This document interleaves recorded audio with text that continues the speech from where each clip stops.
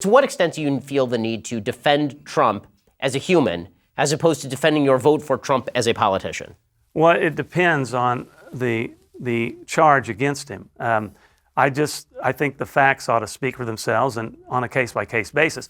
I do believe that he has become more conservative, substantively. I agree with that. But let me tell you my theory why. I don't think he was ever ideological. He did have strong beliefs on tariffs and trade wars and that kind of thing, and immigration. But he hung around New York liberals, and he thought they were nice guys. They were nice to him, and he's very much a product of he responds to people personally, if they like him and all that.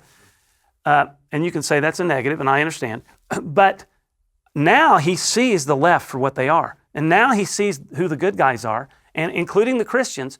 And I actually think there's been a transformation. I don't know about a conversion. I have no idea what he is, where he is spiritually. But I think he's moved in the right direction substantively and ideologically, even beyond how he's governing. I think he's become to see who the good guys are in this existential struggle for America.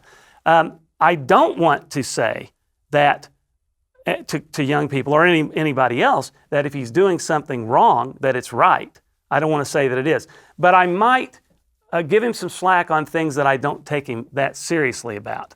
So if he says, I want to wrestle somebody to the floor, or he talks about, I don't want him to curse in public, obviously.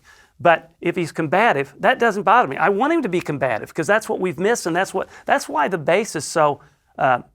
That's why they're rallying around him, because they see. I really believe this, that the conservatives thought, the Tea Party thought that that there were no leaders standing up for our values and our ideas. Something that does bother me. I am probably as idealistic as you are. I consider myself a constitutional conservative. I was for Ted Cruz because I saw him as the vintage, pure constitutional conservative. Now, I know Trump isn't that, and he isn't the kind of guy that can give me goosebumps about someone who will read constitutional law and all that. And I didn't agree with these people who I argued with during the primaries that we need somebody who's going to come in and break everything to fix it.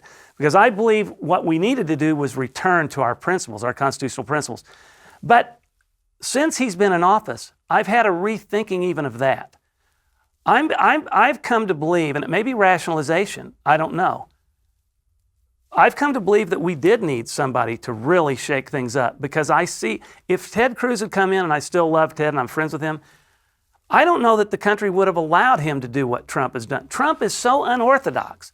Whether you give him credit for it, just say that his nature as being so unorthodox has resulted in some things really happening. I don't agree with the people who now analyze it. I think they got it right for the wrong reasons.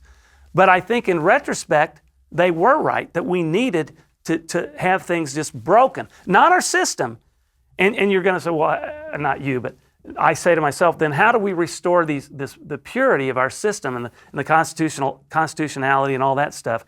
Well, I think we can look to him as honoring the Constitution. I don't agree with the people who say he's so authoritarian. Yeah, he likes Putin because Putin liked him. He might admire tough guys, but he's not doing anything that's a threat. In fact, the only thing he really did, the only executive order that he ever did that I thought was blatantly unconstitutional was when he reversed himself at the pressure of liberals on the border thing. Now, there are probably other examples. I don't fear him. I don't see that he wants to do any of that. And when he makes these statements, I wish I could be king, Obama said that stuff and meant it. I don't think Trump means it.